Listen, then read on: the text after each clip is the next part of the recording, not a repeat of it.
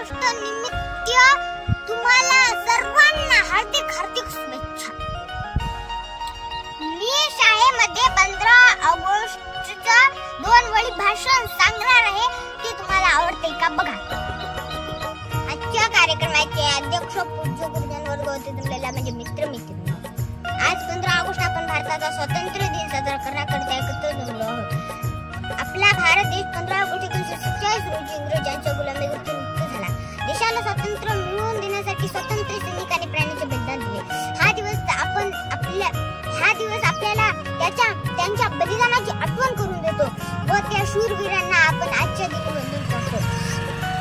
या दिवशी आपण तिरंगी झेंड्याला सलामी देतो। आपण मोठ्या आनंदाने राष्ट्रगीत व ध्वजगीत यांचे गायन करतो।